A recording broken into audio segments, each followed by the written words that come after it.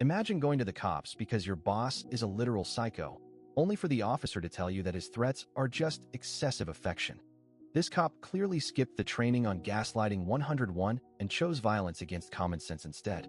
He actually has the nerve to tell her to go have a proper talk with the man who is ruining her life. Like, sure, let me just chat with the guy who has a squad of 5 lawyers ready to bury me under a mountain of paperwork. Yunwoo walks out into the pouring rain thinking things couldn't possibly get any worse.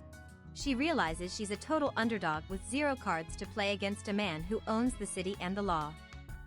But wait, the universe decides to drop a giant red flag right in her path.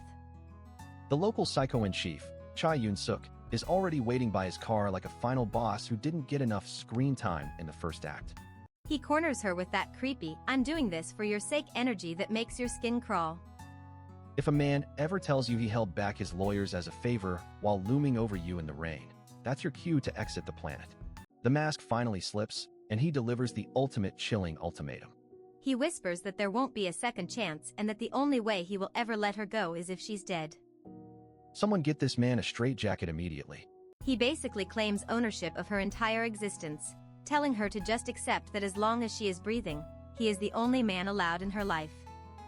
This isn't a romance, people. It's a full-blown horror movie disguised as a workplace drama. He condescendingly grants her 2 days of paid leave like he's some kind of benevolent saint. The sheer audacity to order her back to the office after threatening her life is peak corporate insanity.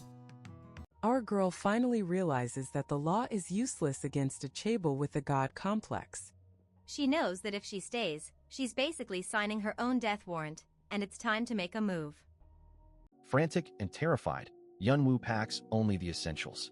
She's leaving her life behind because staying means being a bird in a very gilded, very dangerous cage. She has to vanish before the 2-day timer runs out. She makes it to the bus terminal at dawn, desperate for a clean break. But the psycho's reach is everywhere. A single ding from her phone reveals a text from Director Cha saying finding her is child's play.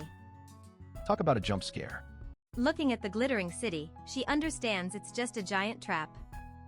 If she wants to live, she has to disappear so completely that even a monster like Yoon-suk thinks she's vanished into thin air or finally kicked the bucket. The narrative shifts to a much more professional, albeit expensive, setting. We see a luxury car cruising through the mountains as the spring rain finally starts to let up. Enter the new players in this high-stakes game. Meet Nam Sung-hyun, the executive director of Seolyang Construction. He's looking like $1 million while discussing business with the president. These guys are out here playing SimCity for real, talking about massive new projects. They found a hot spring during a routine dig and decided to buy the entire surrounding area. They're building a massive resort, an amusement park, and a golf course. This is a total corporate flex to become #1 in the industry. Thanks to Sung-hyun's aggressive leadership, they've finally overtaken their rivals at Wongang Construction. The president is laughing because the losers are calling Sung-hyun a villain just because he snatched their business away. Sung-hyun doesn't care about being the villain. He only cares about results. He's planning to stay at the site for a month to oversee the groundbreaking, even if it means handling his headquarters duties remotely. Talk about a workaholic. The president decides to hop out early because he's exhausted from the corporate warfare. He leaves the car to Sung-hyun, telling him he'll see him later at their destination. The atmosphere is calm, but not for long. The car is cruising through heavy fog toward Domyeongji when the driver pulls a rookie move. He slams on the brakes suddenly, sending a massive wave of muddy water onto a pedestrian standing too close to the road. It's Yunwoo, looking absolutely wrecked with her suitcase in hand. Instead of an apology, the driver gets out and acts like a total elitist jerk. He starts barking about how there's someone very important in the car. The driver rudely throws a stack of cash at her, telling her to use it for dry cleaning. He assumes she's just some local looking for a payout, showing zero empathy for the girl he just soaked in mud. When Yunwoo doesn't move, the driver starts screaming at her to take the money because they're short on time. This is the worst possible thing he could do. The raised voice triggers her trauma from Yoon-suk's abuse. Hearing a man shout makes it impossible for her to breathe. She starts hyperventilating right there on the roadside, her mind flashing back to the horror she just escaped. She's frozen in a state of pure panic. She manages to gasp out that she's fine and they should just go, but the driver won't let it go. He keeps yelling, convinced she's protesting for more money. His ignorance is literally suffocating her. Inside the car, Sung-hyun finally notices the delay. He looks out the window and sees a woman who clearly doesn't look like a local, trembling and on the verge of a total breakdown. He asks the driver what is going on, his voice a sharp contrast to the driver's yelling. He's watching her closely, realizing that this isn't a simple roadside accident. As Yeon-woo struggles to stay conscious, she realizes that even in this remote place, a man's anger can still reach her. The fated encounter between the runaway and the director has officially begun, and things are about to get complicated. Sung-hyun steps out of the car, looking like a god in a suit, while Yeon-woo looks like she's seen a ghost. The power dynamic is shifted, and the real story starts now. Imagine getting your outfit wrecked by a luxury car, and then the most handsome executive director you have ever seen steps out to apologize. Nam Sung-hyun is out here doing the most, explaining that since they are stuck in the middle of nowhere in Moksan-gun, he cannot exactly teleport a new wardrobe to her. He is not just giving a fake apology though, he is pushing a stack of cash on our girl Yeon-woo for the laundry damage. She is internally screaming, wondering if this is some kind of high society hush money, so she does not go viral with a scandal. Talk about a dramatic first meeting. The driver is looking at that card like it is the holy grail because it basically is. Sung-hyun is just framing it as a way to ward off bad luck before his big event, but we all know he is just a boss-level flexer. Before he leaves, he drops the hammer on his poor driver. He tells the guy to hand over the car keys the second they hit their destination, Domyeonji. Looks like someone is getting a demotion for being rude, and honestly, we love to see it. As the car peels off, Yeon-woo is left staring at the name on the card, Nam Sung-hyun. It clicks that this is the same big shot her mom has been stressing over. The VIP from Seoul who has the entire town working overtime just to breathe in his presence. She realizes Domyeongji is a Seoul-yang facility, which means her mom is currently stuck in the dorms serving this guy. Yeon-woo is panicking because she was planning to flee the region, and now she might not even get a chance to say goodbye to her mom before she disappears. Standing there with her luggage, she is a total mess. She is terrified that her absolute nightmare of a boss, Cha Yoon-suk, is going to sniff her out like a bloodhound. Every second she stays in one place feels like a death sentence. Just when her anxiety hits a peak, her phone starts screaming. It triggers a massive trauma dump of a flashback to her first days at Namseal Industrial Development. This is where the real horror story began during her new employee orientation. In her memory, the entire office gets rocked by a personnel update. The CEO's son, a certified red flag named Cha Yoon-suk, gets promoted to vice president. And guess who gets the honor of being his personal secretary? Poor Yeon-woo is basically served to a shark on a silver platter. Working for this guy was a literal descent into hell. Yoon-suk was the ultimate playboy who did zero actual work, choosing instead to hang out with literal thugs and calling them brothers while the company probably burned in the background. The guy did not just ignore his job, he made it his life mission to torment Yeon-woo. He was obsessed with making her life miserable, and the memory turns dark as she remembers him banging on her apartment door at ungodly hours like a total psycho. The texts were even worse, filled with threats that he would find her no matter where she hid. He wanted her to regret every thought of running away. This guy is not just a bad boss, he is a full-blown stalker with a corporate budget. Back in the present, she finally picks up the phone with hands shaking like a leaf. Thank God it is not the psycho, it is her Aunt Jaeyoung. But the news is still brutal. Yeon-woo's mother has been seriously hurt and is in the hospital. She sprints to Moksan General Hospital and finds her mom looking pretty beat up. Her mom tries to play it off like she just missed a step on the stairs at work, but the lady is in a cast. She is clearly not okay but trying to be tough for her daughter. Mom is suspicious about why Yeon-woo is suddenly back in town. To keep the whole escaping a murderous boss thing a secret, Yeon-woo spins a lie about being on a last-minute vacation. She is out here playing 4D chess just to keep her mom from worrying. Even with a broken body, her mom is trying to crawl out of the hospital bed. She is terrified of Domyeongji management because they have a zero-tolerance policy for being human. If she does not show up, she is fired on the spot. Corporate greed is truly a disease. Her mom explains the only way to keep the job is to find a replacement worker immediately. That is when the light bulb goes off in Yeon-woo's head. Domyeongji is a secluded, high-security fortress owned by a giant corporation. It is the perfect place to hide. She volunteers to be her mom's replacement, planning to vanish into the facility where Yoon-suk cannot reach her. It is a risky move, but she is desperate. She is going to hide in plain sight right under the nose of the executive elite. While she is planning her escape, we see the psycho himself. Cha Yoon-suk is in a total rage, listening to her voicemail and smashing things. He is vowing that she can run all she wants, but he is going to make her pay for trying to leave him. He looks absolutely unhinged, smiling while he thinks about the hunt. He thinks he has her cornered, but little does he know, she is heading to a place where even a psycho like him might have trouble getting through the front gate. The game of cat and mouse is officially on. Imagine having a psycho ex who thinks a front door is a boxing bag. Cha Yoon-suk is out here screaming for Yeon-woo like a man possessed, but guess what? The bird has flown the coop, leaving this massive red flag to rot in his own rage. He tries calling her, but the voicemail lady is the only one talking back today. Watching this guy slam his phone in frustration is pure therapy, honestly. He really thought he could keep her locked down forever, but she finally grew a spine. Now he is just talking to himself like a total B-movie villain, mocking her for trying to run. He is practically dripping with malice, wondering if she actually took his death threats as some kind of stand-up comedy routine. The mask finally slips, and we get the full predatory vibe. He whispers into the empty room, calling her a little rat and promising to hunt her down. Someone get this man a restraining order and a padded cell, seriously. He is convinced she cannot escape, but little does he know, our girl is playing 4D chess. He thinks he is the hunter, but Yeon-woo is already miles away, looking for a fortress to hide in where his crazy self cannot reach her. Welcome to Domyeongji, a place so prestigious it has been a cultural property since the 80s.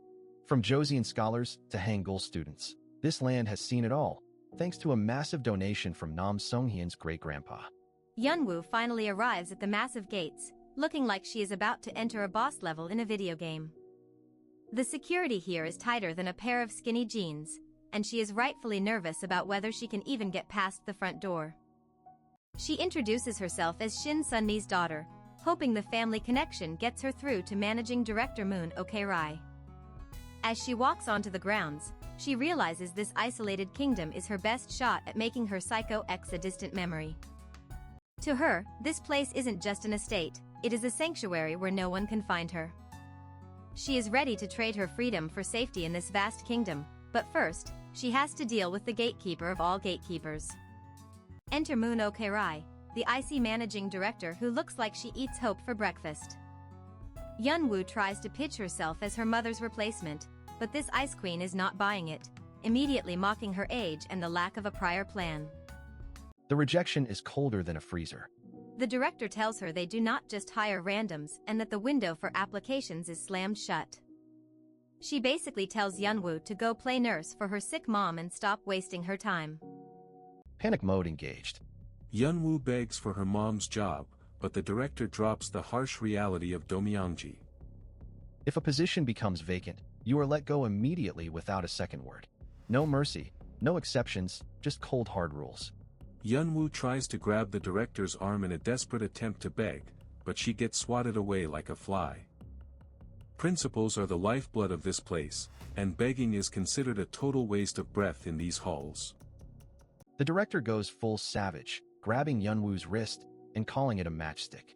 She mocks her for thinking she can do manual labor with such a frail frame and orders her to get out before things get even more embarrassing. Meanwhile, over at the Sealiang Dream Ceremony, it is all cameras and ribbon cutting. The elites are out to play, celebrating their new resort, while our girl is getting roasted for having thin wrists. The contrast in their lives is just insulting at this point. Everyone is clapping for the successful groundbreaking, but the real drama is behind the scenes. The VIPs are looking sharp, but you can tell there is a lot of corporate tension hiding under those expensive suits and fake smiles. CEO Nam Yoon-young and the chairman are patting themselves on the back for the prep work. They start teasing Sung-hyun, the resident cold duke, who is just standing there wondering if his family will ever stop talking about him like he is not right there. We get a bit of a tragic backstory as Taejin points out the magnolia trees. Apparently, Sung-hyun's dad planted them all because his mom loved them. It is supposed to be a touching moment, but the vibe is still heavy with old ghosts. Heaven is heartless, they say, especially since his parents were taken away so cruelly. All these magnolias are just a living reminder of a devotion that ended in tragedy, leaving Song-hyun to carry the weight of the family legacy alone.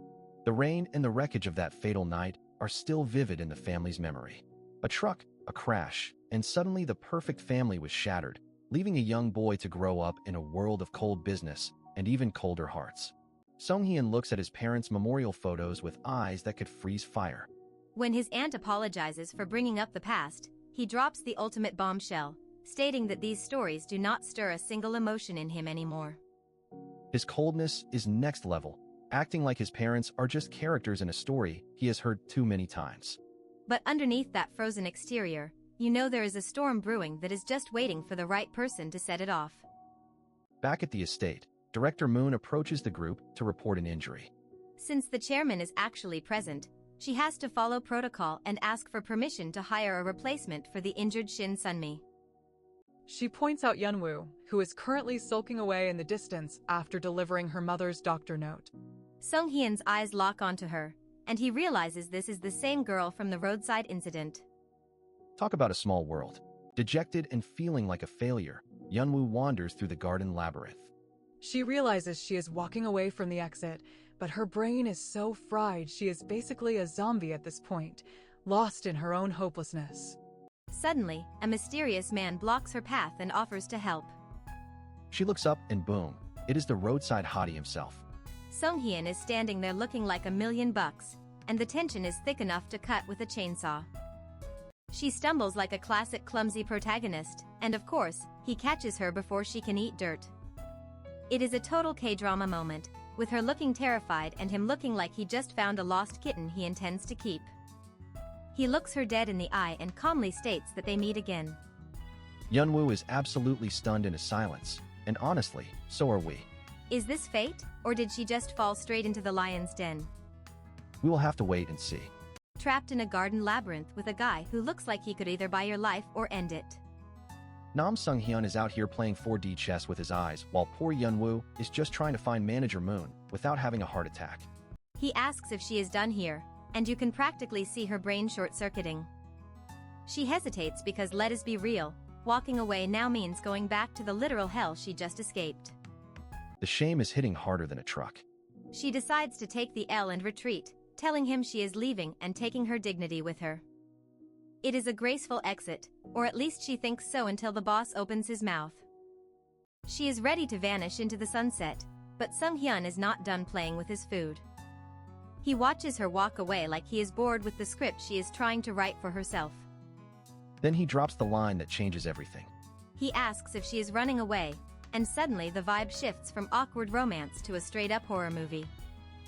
That one question triggers a trauma response that would make a therapist quit. Yunwoo is suddenly back in the clutches of Cha Yoon-suk, the resident psycho who treats love like a hostage situation. The flashback is pure nightmare fuel. Yoon-suk is out here promising to hunt her down like a dog and claiming the only way she gets a get-out-of-jail-free card is by dying. Talk about a major red flag. She is literally suffocating from the memory of those phantom hands. It is a brutal reminder that simply running away is just a temporary fix when you are being chased by an obsessed maniac. Waking up in a cold sweat next to her mother is the wake-up call she needed. She realizes that pride does not pay the bills or keep psychos away. If she wants to live, she has to swallow her shame and get back into that estate. The sun rises on a new mission. No more being a fool. It is time to secure the bag in the safety of the fortress, even if she has to beg for it. Meanwhile, the executive director is giving us the fan service we did not ask for, but definitely appreciate. Shirtless morning routines and brooding looks. This man knows he is the main character of this webtoon. Sung-hyun is reflecting on the garden encounter, probably wondering why that girl was so twitchy. He is getting dressed with the kind of precision that says, I have never had a bad hair day in my life. He struts through the estate like he owns the air everyone is breathing. The staff is bowing so low they are basically checking the floor for dust, because when the director walks in, you show respect or you find a new job. The kitchen staff are having a collective panic attack over breakfast. They are terrified that the local food is too peasant for his refined palate. Imagine being so rich that people are scared to feed you a fried egg. Sung-hyun tries to be a man of the people by suggesting he eats with the staff, but manager Moon is not having it. She is the ultimate gatekeeper, insisting that his comfort is the estate's holy grail. There is some juicy whispering going on in the background. The staff are buzzing about a girl who has been standing outside since dawn like a loyal puppy. Sung-hyun's alpha senses are tingling, and he demands the tea immediately. Manager Moon tries to play it off like it is just some trivial nuisance, but the director is not an idiot. He is visibly irritated that they are trying to hide things from him. He hates repeating himself more than he hates bad coffee. He shuts down the manager's excuses and orders them to bring Yeonwoo inside. He is curious now. What could she possibly have to say after that dramatic "I'm taking my shame and leaving" speech from yesterday? He is literally walking to the meeting thinking about how incredible her new excuse must be. He wants to hear it from her own lips, probably just to see if she can actually surprise him for once. Outside the gates, Yeonwoo is vibrating with fear. She knows if she fails, Yoon-suk will find her mom's address in minutes. This estate is not just a house, it is a fortress, and she needs to get behind those walls or she is toast. The massive wooden doors creak open like the entrance to a castle cut off from the world. She steals her resolve, checking her phone and reminding herself that being a fool is no longer an option. She steps into the lion's den, expecting to deal with Manager Moon, but surprise! The big boss himself is sitting there, waiting to judge her every word. Talk about an intimidating interview. Sung-hyun calls her out on her business not being as finished as she claimed. He tells her to sit down and start talking. The air is so thick with tension you could cut it with a knife, and the real game is finally beginning.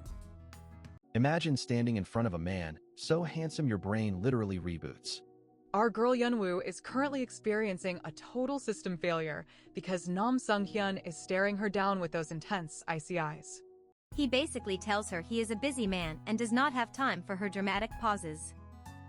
Yeonwoo realizes that saving face is a luxury she can no longer afford, especially when she is basically here to beg for her mother's life and job. She explains that she wants to fill in for her injured mother, Shin Sunmi, and even brings out a resume like this is a normal corporate gig. She promises she works way harder than she looks, which is a bold claim considering she looks like she might crumble if he sneezes. Sung-hyun just sits there looking like the final boss of a dating sim while she pours her heart out. Finally, he gives her the green light, but you just know there is a catch with a man who looks that expensive. Yeonwoo is so shocked she actually got the job that she has to double-check if she is dreaming. He confirms it, but his vibe is basically saying don't make me regret this while she bows like her life depends on it. Here comes the cold water because Sung-hyun warns her that he absolutely hates people who talk big and cannot back it up. He tells her to prove her worth because in his world, words are cheap and results are the only currency. Before she can even celebrate, she is introduced to the legendary Do Myung-jae complete book. It is a massive brick of rules that she has to memorize perfectly, proving that this place is less like a home and more like a high-security cult. Meet the chief, Moon Ok-rai, who looks like she has not smiled since the Joseon dynasty. She tells Yeonwoo that this is not a 9-to-5 and that she better get ready to wear a uniform and lose her identity for a while. Moon is basically trying to scare the girl by telling her she is effectively under house arrest with no vacations. She expects Yeonwoo to break down and quit like every other Gen Z worker who walked through those doors. But then the plot twist happens because Yeonwoo starts beaming like she just won the lottery. She is actually thrilled about being locked away from the world with no friends or boyfriend, which makes Moon wonder if this girl was living in a literal horror movie before this. Moon is totally baffled but tells her to go call her mom one last time before the gates of hell close. Yeonwoo is just happy to have a roof over her head, while the chief is internally plotting to see how long that sunshine and rainbows attitude actually lasts. We get a quick history lesson on Chief Moon, who has been grinding at this estate for 59 years. She started at 17 after her dad passed away, and she has seen enough drama to fill a library. Back in the day, she was the head of a household with 8 siblings, and Do Myung-jae was her personal battlefield. She spent her youth pounding laundry with a bat and serving demanding guests, so she has zero sympathy for pretty girls with soft hands. Moon literally buried her entire life into this place, sending every penny home to her family. To her, the estate is a place of bitterness and strict tradition, and she is determined to show Yunwoo that smiling is not allowed in her kitchen. She watches Yunwoo with a predatory gaze, vowing to show her the true, bitter taste of working here. It is giving major mean stepmother vibes, and honestly, I am worried for our girl. Meanwhile, back at the office, Sung-hyun is busy being a high-powered shark. He is used to blood-splattering bids and seeing people go bankrupt in the blink of an eye, so Yunwoo's sudden appearance in his life is a total anomaly. He tries to rationalize why he even hired her, comparing her to a delicate deer that accidentally wandered into a construction site full of sweaty laborers. He is used to chaos and machinery, not soft girls who look like they belong in a shampoo commercial. Even as he works, the image of her standing there in that dress haunts him. It is a complete contrast to his dark, industrial world, and you can tell he is more bothered by her than he wants to admit. A secretary interrupts his brooding to schedule a meeting with another CEO. Sung-hyun is back to being a cold professional, but he is clearly on edge because he starts nitpicking everything, including the secretary's perfume. He basically roasts the poor guy for wearing too much scent, thinking to himself that he hates anything that infiltrates his space without warning. Our boy has some serious control issues and a nose like a bloodhound. He dives back into his meetings, trying to escape the thought of the dear girl. He wants to believe he can refuse her presence, but the way he is acting says he is already hooked. Yunwoo is in a taxi heading to get her health certificate, feeling like she is finally taking control of her life. She even plans to ditch her phone number to cut off her past completely, which is the ultimate New Year, New Me move. Even the taxi driver knows that Do Myong-jae is a fortress for the elite. He congratulates her on the job, and Yunwoo is genuinely relieved, thinking she has found a safe haven where nothing bad can reach her. She smiles out the window, convinced that the next few months of isolation will be her salvation. She thinks she is finally safe from her troubles, but the universe is about to say hold my beer. As her taxi speeds away, the mood shifts from hopeful to straight-up horror. A menacing black car is lurking in the shadows, following her every move like a predator stalking its prey. A guy who looks like he eats gravel for breakfast jumps out and makes a phone call. He tells his boss they have arrived, and just like that, Yunwoo's safe fortress is looking more like a trap. The sharks are here, and they do not look like they want an interview. Moving into a house that looks like a K-drama set might seem like a dream, but for our girl Yunwoo, it is just a high-stakes game of hide and seek. Her aunt shows her to the staff quarters, a detached building that is definitely giving historical relic vibes. She is warned to keep the windows open and, more importantly, to keep her ears closed whenever the legendary Chief Moon starts barking orders. But wait, the plot thickens. Her aunt drops a cryptic bomb about another resident with a tongue sharper than a samurai sword. She basically tells Yunwoo to act like a low-tier court lady in a palace full of snakes. Discretion is the name of the game if she wants to survive this royal mess. They start debating the career perks of being a court lady versus a scullery maid. While the maids get to go home, Yunwoo is actually relieved she has to stay on site. For a girl with secrets, a gated estate is basically a 5-star witness protection program. Left alone in the garden, Yunwoo finally catches a vibe. Watching butterflies and soaking in the peace, she thinks she can finally breathe. Of course, in these stories, that is the international signal for drama is about to drop in 3, 2, 1. Enter the executive director, Nam Sung-hyun. He is walking through the garden like he owns the air everyone breathes. Yunwoo goes into full panic mode. Should she hide in a bush or act normal? She remembers the strict chief rules and goes for the respectful bow, praying he does not recognize her. She is literally shaking in her boots while this man just glides past. He is the one who let her into this place, and if she messes up the greeting, she is toast. Talk about a stressful first day on the job. Sung-hyun is out here smelling the magnolias and acting like a main character while our girl is having a mini stroke. He notices the new recruit bowing and thinks the garden is pleasant, totally oblivious to the fact that his presence is a literal jump scare. Back in the kitchen, the piece is officially over. Chief Moon is absolutely losing it because nobody announced the director's arrival. When she finds out Yunwoo does not even have a walkie-talkie yet, you can practically see the steam coming out of her ears. Moon decides that if Yunwoo is getting paid, she is working right now. She demands her mobile number, But Yunwoo drops a shocker. She threw her phone away. In the 21st century? That is a massive red flag, and Moon is sniffing out the scandal immediately. Moon goes full detective mode, grabbing Yunwoo and asking if she is a fugitive or running from debt collectors. The interrogation is intense, and Yunwoo is frantically lying for her life. Moon is not buying it, but she sends her off to get a walkie-talkie anyway. The suspicion is real. Moon is watching her like a hawk, convinced this new girl is a strange character she has never seen before. Yunwoo better watch her back because this boss is definitely not going to make things easy. Yunwoo heads to the director's bedroom to air it out, and wow, the interior is a total plot twist. It is sleek, modern, and looks like a billionaire's bachelor pad hidden inside a traditional temple. She is standing there in awe, probably wondering if she is even allowed to breathe the expensive air. Surprise. Songhyun is there, and he wants to know why she hasn't used the business card he gave her. Yunwoo tries to hand it back like it is a cursed object, admitting she hasn't touched his compensation yet. She argues that the clothes he ruined were cheap and not worth the drama. She feels burdened by his generosity, but Songhyun is not having it. He is one of those I pay my debts types who cannot stand being in someone's favor. He tells her the money is for his peace of mind.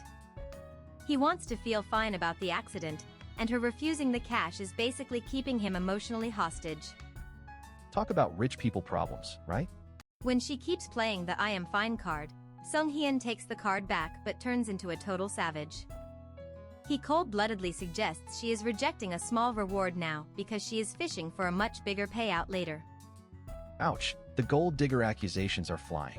Yunwoo is left stunned by his arrogance. She was just trying to be humble, and he basically called her a tactical genius. She leaves the room feeling more like a villain than a victim. The next morning, it is uniform time. Another employee, Do Yoonja, starts gushing like a total fangirl. She says Yunwoo looks like Miss Korea, and honestly, she is not wrong. Our girl is slaying the maid aesthetic so hard it is making the other staff jealous. Moon is giggling to herself while plotting more chores, but the scene shifts to the construction site. Songhyun is staring at that returned business card, finally realizing a major imbalance. She knows everything about him, but he does not even know her name. He is sitting in his fancy office, inexplicably bothered by this mystery girl. He feels like he is at a loss, and the fact that she only plans to work for 3 months is making him feel some type of way. The CEO is officially intrigued, and we all know where this is going. He is questioning why he even cares about an employee's name, but the curiosity is eating him alive. He recalls her saying she will be gone after her mom's rehab, and you can tell he is already calculating how to make those 3 months last forever. As a knock sounds at his door, the executive director is left brooding. He is used to being the one in control, but this nameless girl has completely disrupted his peace. The hunt for the truth, and her name, is officially on. Meet Nam Hyunwook, the son of the Seoryang Construction CEO and the literal black sheep of the family. While everyone else is busy chasing stocks and power, this guy has drawn a massive line between himself and the family business. He is the type of rich kid who thinks a 3-piece suit is a prison sentence. Instead of sitting in boring board meetings, Hyunwook spends his days running a tiny workshop and traveling the world with nothing but a camera. He is outgoing, easy to get along with, and basically the total opposite of his stiff-necked family members. He is living the dream while everyone else is fighting for the crown. Looking around the dusty construction office, Hyunwook is visibly offended by the lack of aesthetic. He cannot wrap his head around why a guy with Sunghyun's bank account would choose to work in such a rough, gritty environment. It is like watching a pampered house cat look at a stray in the rain. Sunghyun is not having the disrespect, though. He defends his dusty kingdom, calling it a space filled with the fierce sweat and heat of men at work. He even has the audacity to invite Hyunwook to join the grind. The look on Hyunwook's face says it all. He would rather eat his camera than pick up a shovel. Hyunwook hits him with a hard, no thanks before the offer even lands. He makes it crystal clear that he could never live the corporate life. According to him, the world is far too full of fun things to do to spend it all staring at blueprints and spreadsheets. He is a professional fun seeker, and work is his greatest enemy.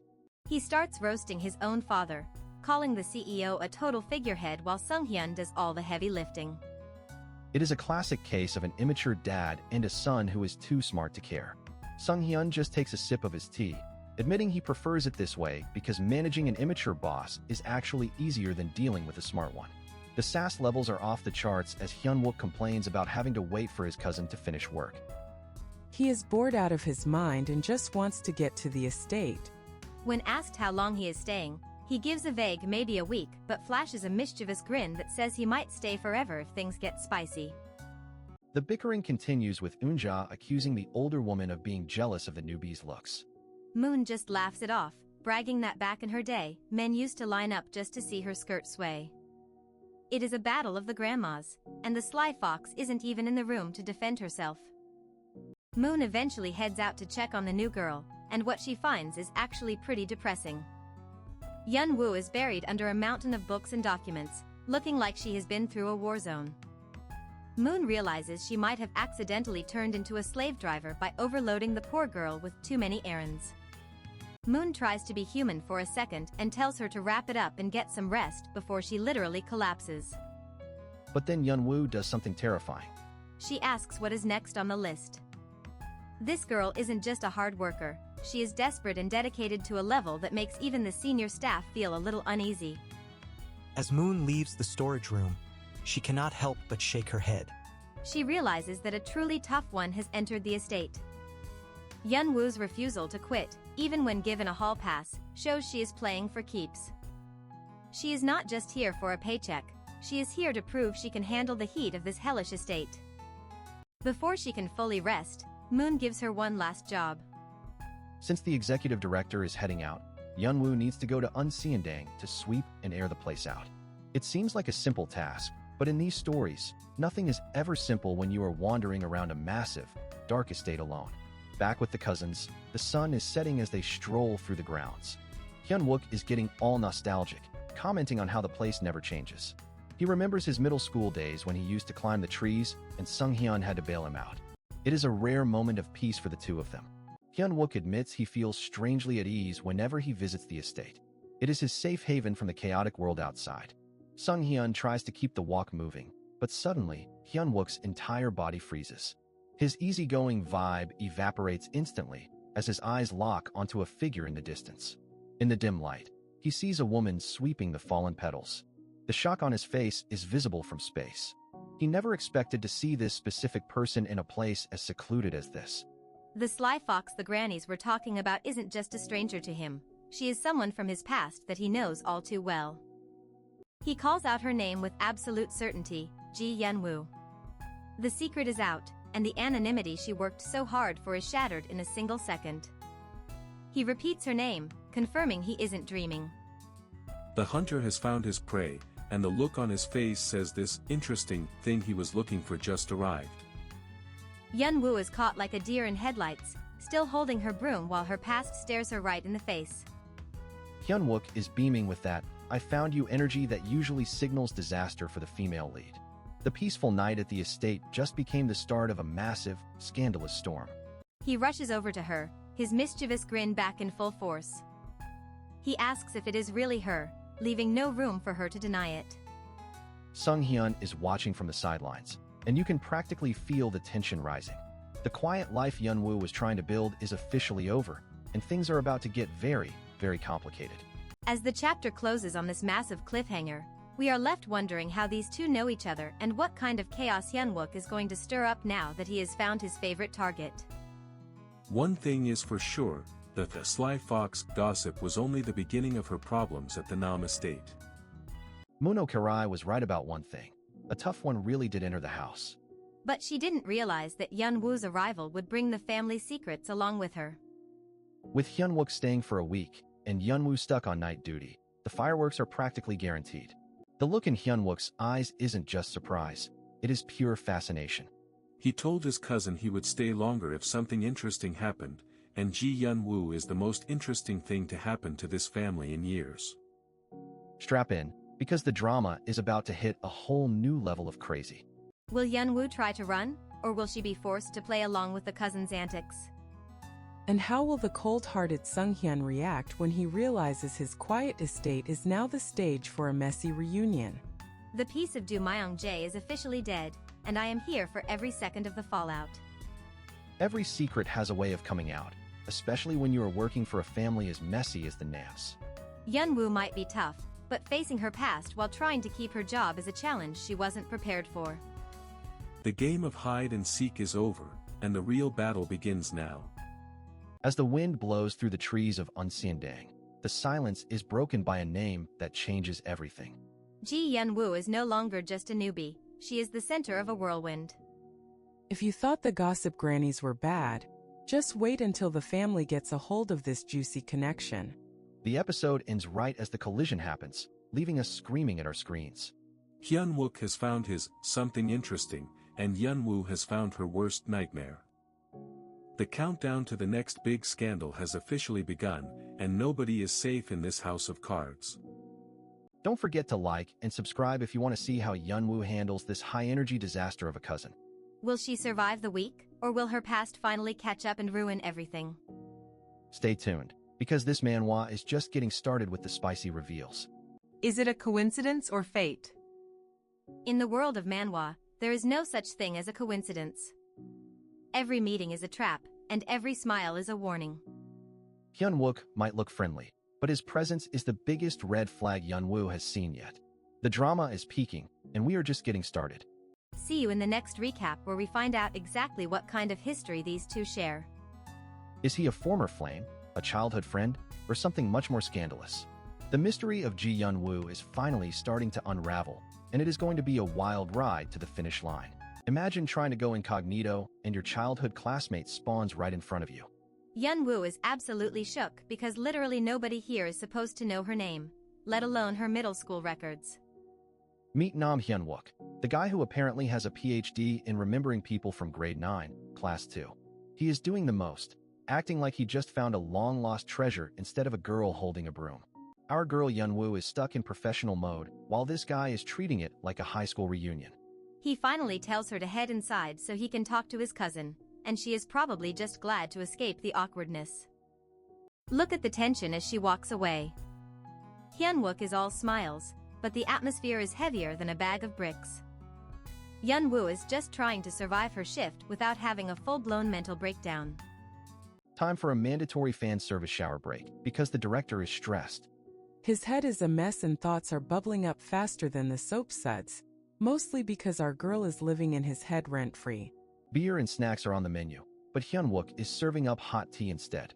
He is in a suspiciously good mood, and the director is definitely noticing that something is up with his chaotic cousin. Hyun-wook is literally questioning if he had a crush on her back in the day.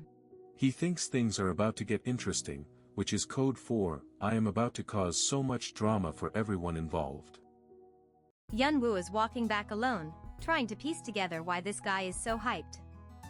She remembers him as the warm class president, but girl, keep your guard up, these nice guys in manhwas are always suspicious. Enter Manager Moon, the woman who probably eats professionalism for breakfast. She tells Yunwoo to keep the radio close for snack orders, but our girl is about to faint from something else entirely.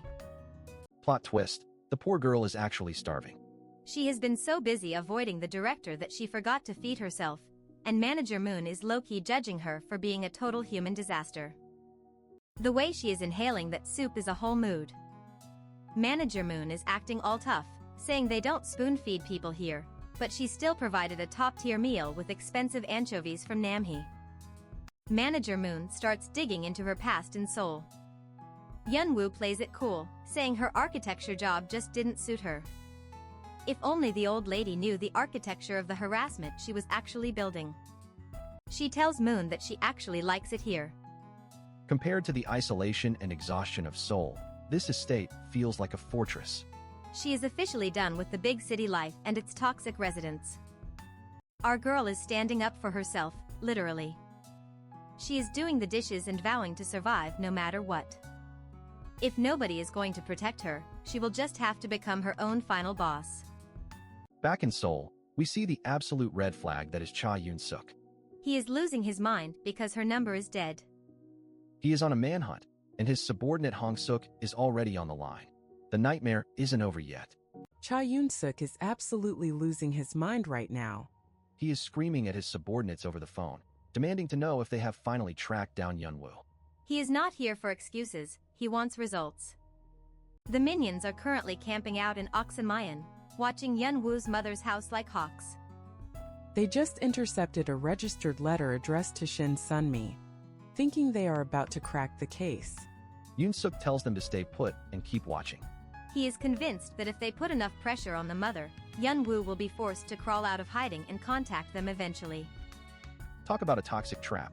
Back at Do Myung-jae, Yunwoo is waking up feeling surprisingly refreshed. Apparently, Manager Moon is a real one and covered her shift so she could get some sleep. Even a second overnight shift feels easier when you are not running on zero. As she heads to her post, she runs into Nam Hyunwook.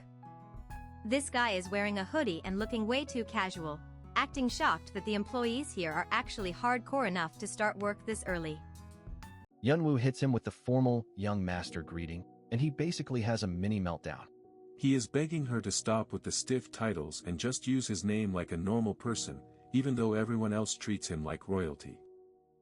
Hyunwook reveals he is actually just on his way to bed. He explains that his day and night have been flipped for ages because he is currently a jobless bum. Must be nice to be rich and unemployed, right? He starts a total pity party, claiming that being jobless is not that great because no woman would ever want to date an unemployed guy. He is basically declaring that his love life is over in this lifetime. Someone get this man a tissue. Yunwoo is internally rolling her eyes so hard they might get stuck. She is thinking about how the rich are truly the worst, but Hyunwook catches her vibe and teases her for becoming so cold and feisty compared to her school days. Despite the teasing, Yunwoo realizes she is actually happy. For the first time in forever, she can chat about trivial things without that crushing weight of anxiety. Hyunwook notices her smile and tells her she really has not changed a bit. The cozy atmosphere is immediately nuked when the big boss, Nam Sung-hyun, shows up. He is the definition of a cold executive director, and the mood shifts from playful to professional in half a second. Sung-hyun is here to confirm dinner plans, mentioning they might boil some octopus because Hyunwook likes it. It is a rare moment of family domesticity, but the tension is still thick enough to cut with a knife. Yunwoo tries to make a quick exit to go fetch some mail for Manager Moon, but things get awkward fast. She finds herself walking right alongside the big boss, and she is suddenly a bundle of nerves again. Walking with the owner of the estate is basically a nightmare for her. She is terrified of making a single mistake or saying something wrong that could give this powerful man the wrong impression of her. Every step feels like she is walking on eggshells. She is desperately trying to stay composed, but her inner monologue is screaming because she knows how much power this man holds over her life and career. Sung-hyun asks if the work is manageable, and Yunwoo tries to be polite by thanking him for his guidance. He is genuinely confused, wondering what exactly he ever guided her on. Talk about an awkward fail. Internally, Sung-hyun is actually feeling a bit salty. He remembers how popular Yunwoo was in school and how beautiful her smile was, but now all he gets is this stiff, robotic expression whenever she is around him. He cannot help but notice the difference. She was just laughing and smiling brightly with Hyunwook, but the moment he enters the chat, she turns back into a cold statue. The jealousy is low-key, starting to simmer. As Yunwoo bows to see him off for the day, Sung-hyun decides he is not done yet. He stops her right in her tracks, making the atmosphere even more intense as he stands there looking like a literal mountain. He starts listing off the basic facts he knows about her, like her name and her age. He is staring at her with those piercing eyes, asking if there is anything else he needs to know about her. The way he is looking at her is not just professional anymore, it is personal. He is trying to peel back the layers of her stiff persona, and Yunwoo looks like she is about to jump out of her skin. He finally leaves, but the impact of that stare-down lingers. Yunwoo is left standing there, heart racing, wondering if the big boss has finally figured out that she is hiding way more than just a polite smile. Imagine being so distracted by a man's cryptic words that you literally turn into a statue. Our girl Yunwoo is currently replaying Nam Sung-hyun's voice in her head like a broken record, wondering why on earth he is acting like he is trying to solve a puzzle where she is the only piece. But hey, life is not a K-drama for long because reality decides to slap her, literally. A stack of mail hits her like a physical manifestation of her boss's bad mood. Enter Du Eunja, the human equivalent of a migraine, who is already screeching about Yunwoo losing her mind over one little night shift. This lady really pulls the back in my day card, claiming they used to pull 100-day night shifts without blinking. She is basically a professional yapper who ignores Yunwoo's death glare and starts unloading a list of chores that would make Cinderella file for a union strike. The audacity is off the charts. Eunja starts listing tasks like she is reading a grocery list for a giant. Open all the mail, hand wash the delicate laundry, and be ready to haul heavy rice sacks because apparently, Yunwoo is a forklift now. Just when you think she is done, she adds 80 radishes to the pile. 80. She expects our girl to wash and slice them all before moving on to organizing the warehouse and sweeping the entire estate. This is not a job description. It is a survival horror game. Yunwoo finally snaps because she is not about to be a silent victim. When Eunja asks if she is protesting, Yunwoo drops the ultimate roast, asking if the old lady swallowed a megaphone because her voice is actually hurting her ears. Savage move. Eunja is absolutely triggered. Instead of doing her job, she runs to the senior staff to play the victim, crying about how the new girl has a bad attitude and keeps giving her the evil eye. It is the classic mean girl in a grandma's body maneuver. This worker describes love like a shovel digging straight into his heart, but Sung-hyun is not buying it. He is looking at him with the most judgmental expression possible, probably thinking this guy has watched one too many rom-coms. Sung-hyun goes full cynic mode, dismissing the whole concept of love at first sight. He calls it the psychology of an impulse buyer, basically saying people are just captivated by the packaging and don't care about the product. Talk about a cold-blooded analysis. But wait, the CEO is a hypocrite. Despite his big talk about impulse buying, he is internally spiraling. He can't stop thinking about Yunwoo's simple greeting. He is literally questioning his own sanity because a hello has him more stressed than $1 billion contract. He tries to rationalize his obsession by telling himself that he is just surprised she is a nice person. He keeps replaying the moment she apologized for him at the bus stop like it was some life-changing event. Sir, you are down bad. Just admit it. Back at the estate, Yunwoo is letting out a sigh so heavy it could probably cause a localized earthquake. She is drowning in a mountain of dishes, probably contemplating her life choices and wondering if being a radish slicer is really her destiny. Suddenly, a wild Nam Hyunwook appears. This guy is the young master, and the total opposite of his scary cousin. He admits he just woke up from a massive nap and catches Yunwoo in the middle of her dishwashing despair. Hyunwook isn't just there to look pretty, he actually has a soul. He sees the mountain of suds and asks why on earth she is tackling this beast alone. He realizes the senior staff are basically hazing her and he is not having it. Yunwoo tries to pull the I'm fine card because she is terrified of being scolded if the young master gets his hands dirty. But Hyunwook is a rebel with a cause, and that cause is helping a girl who is clearly about to pass out from exhaustion. He ignores all her protests and plunges his hands straight into the soapy water. He jokes that his high-quality labor will make the bowls shine like diamonds. Honestly, if this isn't green flag behavior, I don't know what is. They are actually bonding over dish soap. Yunwoo is shocked by how sociable he is and asks if being kind is a family trait. Hyunwook just laughs and clarifies that no, it is just him and his dad who have a personality. Everyone else, not so much. Then comes the real tea. Hyunwook starts roasting his own cousin, Sung-hyun, calling him a cold-blooded workaholic. He tells her that he has never heard a single sweet word come out of that man's mouth in his entire life. Yunwoo is internally screaming, I knew it. She feels totally validated that her fear of the executive director was 100% correct. To her, Sung-hyun is officially the ultimate red flag boss that she needs to avoid at all costs. As they finish up the chores, Hyunwook drops a literal bombshell. He mentions that their old middle school is having a reunion soon. And he doesn't just mention it, he looks her dead in the eye and tells her she should come with him. A reunion? With the young master? Yunwoo is left standing there with more questions than answers. Is this a date?